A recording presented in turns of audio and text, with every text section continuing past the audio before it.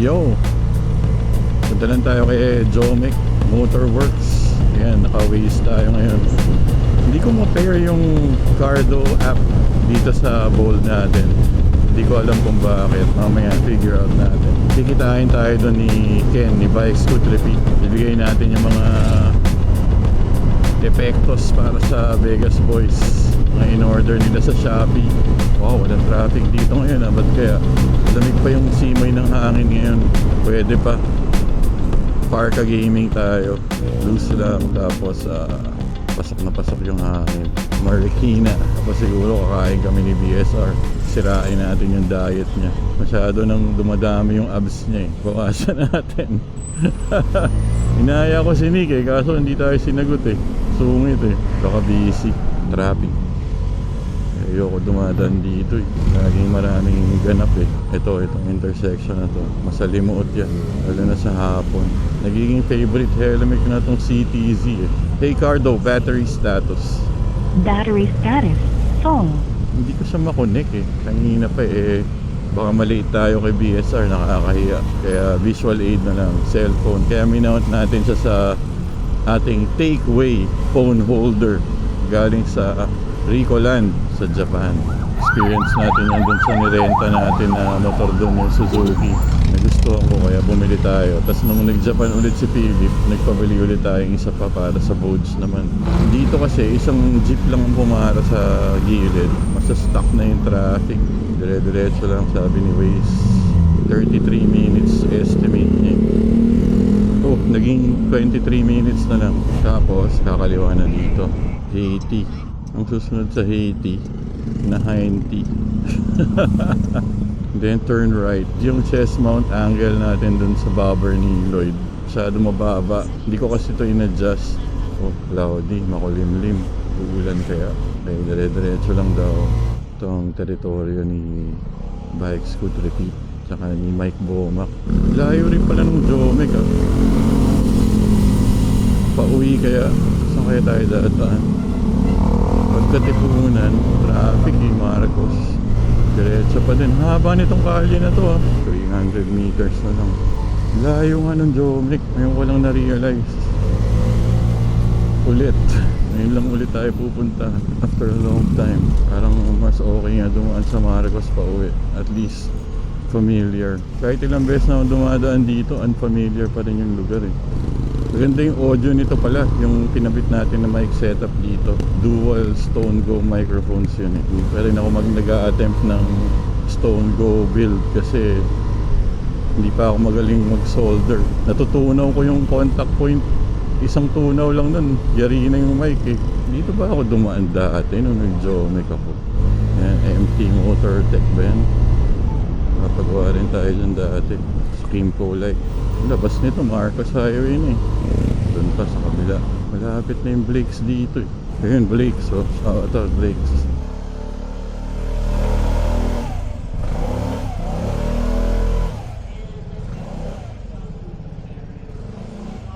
So, iiwan ko muna yung Vespa dyan, Papa PMS. Bahala na sila Jomek tsaka sila Dong. Tapos pinahiram sa atin tong Sprint na naka-yellow speed. Kasama natin si Ken.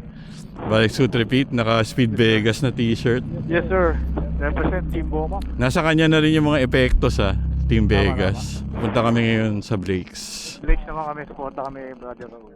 Sprint, putya, baka Yan, naman Johnny, naka-ulit yan ha. baka naman mapabili ako nito bigla, Brad. Tingnan natin kung ano epekto ng all-in sa katawan ha. Hindi ko makita.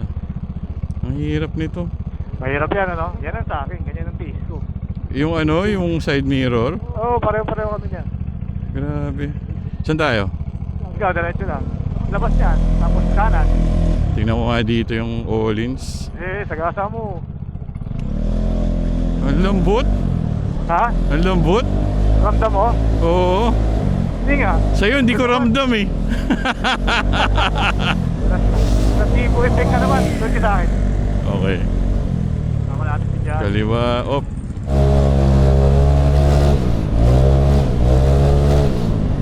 Sarap. Tataw mo, one way yan.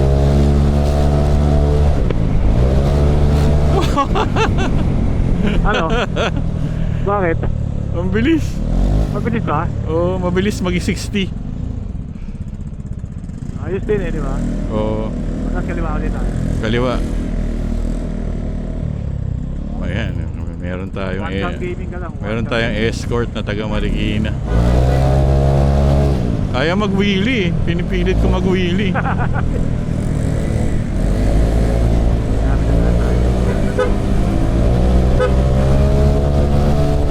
Tapos, Diretso na ulit. Dito tayo galing eh.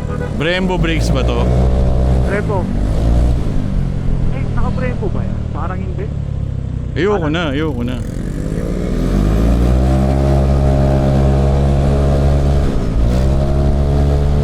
Ba't may wind noise ka? Ha? Kasi ano, nakabukas yung helmet ko eh. Sara ko. Man, Ayan, vlog mo, man. malinis na, malinis na. Okay na ba, boss?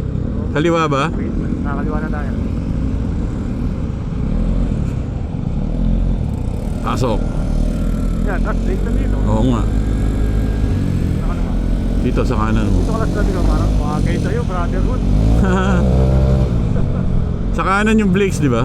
Ah, yes, yes. Yan, Ah. breaks na. Dito lang sa gilid, Dito oh. na yan, sa kanan na. Hindi ko pinapanood yung vlog ko mamaya yun. Pang-relax ko yun eh. Oo. Blake, shout out. Yun, oh. Roll ka na ba? Oh, Yan. hirap, mahirap. Bakit? Kaya Hindi kaya. Oo, liski. Bigat eh. Ah, lalim pala eh. Oh, sabi ko sa'yo. Yan, kaliwa. May guwardia. Kaya mo na, bibigyan ko 200 guwardia. Hayop. 200 ano, kaliwa kanan. Salamat, pasasalamat. Oo, diba? Sama sa diba kaya. Maganda, maganda. Parang S125. Salamat Raul ha. Salamat sa libreng shrimp popcorn. Hindi ko alam tawag doon, basta masarap. Siyempre Blake's ang aming lunch. Saan pa ba kakain, di ba? Kundi sa pinakamasarap na restaurant. Ako naman ang magpapasalamat kay DJ DLS. Aba? 20,000 subscribers. Ano? Na libre tayo nila. Salamat Brad ha. Ito nga, dito ka sa tubi ko. Ano? Makakita ka nila. Yeah, dito ka sa tubi ko. Oh yan. Yan o. DJ DLS. Salamat. Wow! Great! Sa paano? Susunod, kaliwa. Kaya susunod. Picador, Picador. Heavenly Desserts.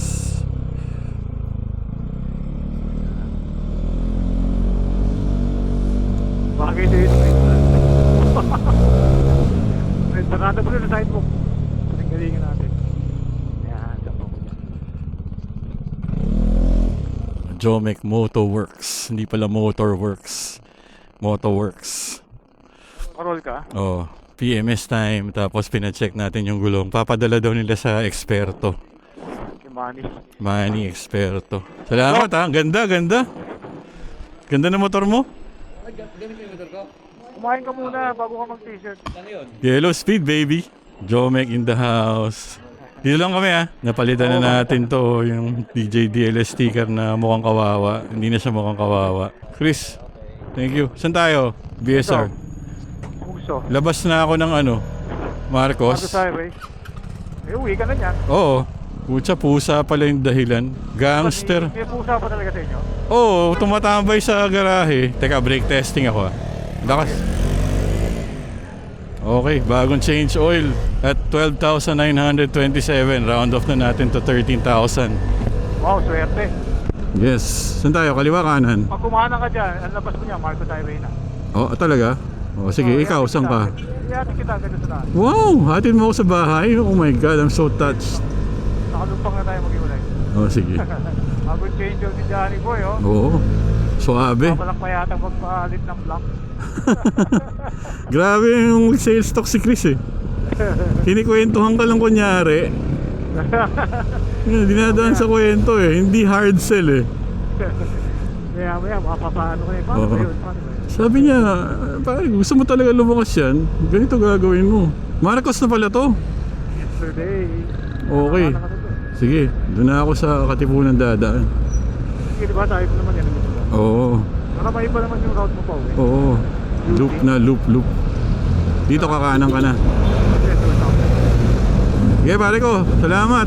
BSR. Thank you sa lunch. Oh, salamat din Raul sa libreng ulam. Sana hindi na kami nag-order, cropek na lang. Cropek sa kakanin, may ulam na pala eh. Salamat, Brad. Okay, salamat. Okay, Johnny. Thank you. Ayan, uwi na tayo. Change oil, change air filter. Okay din may vlog eh. At least nare-record natin yung mga nagaganap sa motor natin. Sabi nila Jomek, nila Chris, tsaka nung gumawa, si Dong, pusa daw. Dala ng pusa. Kasi wala namang umihing aso dito eh. Pero pinapasok kami ng pusa sa garahe. Kasi nakita nila yung rim sa loob. Ano na daw, parang uka-uka na dahil siguro dun sa ihi ng pusa. Kaya ngayon, naghahanap ako ng stock rim na pangharap para palitan to. Pero i-monitor muna natin kasi syempre pinalinis na nila yung labas, pinagrind na nila, natuklap na yung pintura dun sa gilid ng rim sa harap. May hindi na magandang sight dun.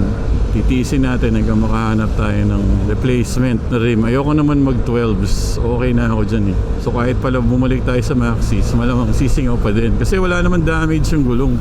Ayan, uwi na tayo ngayon. Tapos na ang ating PMS, 13,000 PMS. Sana hindi traffic sa Katipunan. Pina-adjust na rin natin tong rear brake. Pinataasan natin kasi kapag pinipreno ko siya, sumasayad sa knuckle ko yung lever. Ayoko nang ganun. Nagpa-CVT cleaning na rin tayo nung yellow speed. Chinek din nila yung spark plug. Okay pa rin naman yung original spark plug. Di pa tayo palitin. Tsaka yung air filter nga sobrang dumi na. Kaya palit air filter na rin tayo. Vegas boys, yung mga pinabili nyo na kay Bikes ko tripit na. Abangan nyo na lang, papalala move daw niya dyan. Si Mr. Soprano, busy daw eh. Si Lloyd, di na rin nakasunod. Busy din. Kanan na tayo dito. Malalaman na natin kung traffic sa Katip or not. Maaga pa naman eh, 1:22. Siyempre, solid pa rin ang ating Hella Compact. Oh my God, is this the traffic? Dapat ata nag-project 2 and 3 na lang tayo ah. Uwian ba ng Ateneo? Uwian. Kaya may build up. Is there a chance to make a U-turn? O wala na. Wow, puno. Punong-puno ang Katipunan. May way pa oh. Pasok mo Brad. Salamat din kay Chris. Pinagamit niya sa atin yung sprint niya. Papuntang Blake's. May service vehicle si Jomek. Service vehicle na sprint with Olins and Brembo. Saan ka pa, di ba? Green light. Medyo mataas ngayon yung rear brake natin. Masyado mataas. Pero sige lang. Okay lang yun. UP na kaya tayo pa uwi. Mukhang hanggang Tandansora na to eh. Ang ganda ng audio nitong setup natin dito, nakakatuwa. Sobrang linaw. Ang weird lang nung Cardo app, bumibitaw yung Bluetooth connection. Dati naman hindi ganun nung luma pa yung app ko. Mukhang unti-unting pini-phase out talaga ni Cardo yung mga lumang models. Late nga yung pag-adapt natin sa Edge kasi nga marami pang bugs nung una eh. Nako, pila ata ito ng Miriam. Pila yan eh. Ayan nga, pila nga siya. UP kaya tayo. Go pa ba? Sana umabot. Abot. Oh, wala na. Damn, son. Inaabot po. Antay tayo tuloy. Gangster pala yung pusa na tumatambay sa bahay. Pinapayagan ko pa naman yun na upuan yung mga motor kasi hindi naman niya dinadamage yung upuan natin. Pucha, iniihi ang paling rim oh. Yung top box mount natin so far so good. Ilang beses na rin tayong nalubak. Hindi na siya nababaklas. Kailangan lang natin bantayan from time to time yung paghigpit sa mga bolts and nuts. Monitor natin yung tire pressure. Binaba natin kanina kasi nasa 2.1 nung pagkagaling dun sa tire shop. Binaklas kasi nila tapos dinala nila dun sa ibang shop eh. Yung binaba natin to 1.7. 1.6 ang recommended. Tingnan natin bukas kung mababawasan.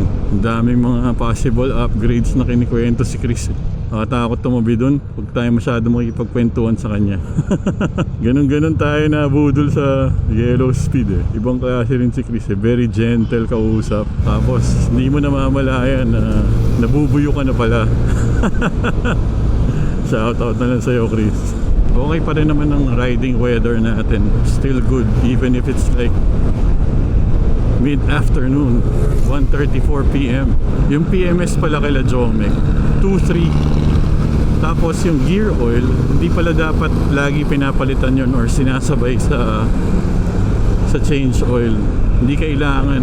Kaya oil filter and oil lang yung pinalitan sa atin. And I think that's 2,300 kasama na yung labor.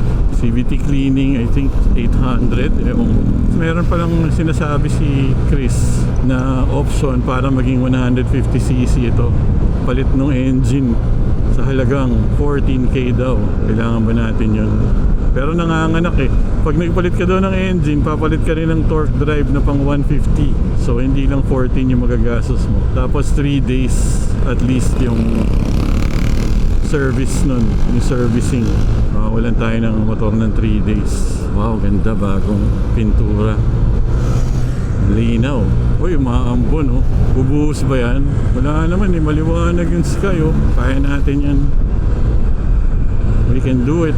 Pusin na natin dito. Salamat sa mga nanood. Tumapos. Tinapos mo, brad, oh. I'm so appreciative of what you just did. Nilike mo pa? Oh my God. Thank you very much. Pero syempre, huwag mo na i-share. Atin lang to. DJ DLS. Sa YouTube lang tayo. S125, 13,000 km PMS. This time sa Jomek. Last time sa Motozone. DJ DLS ito. Peace out.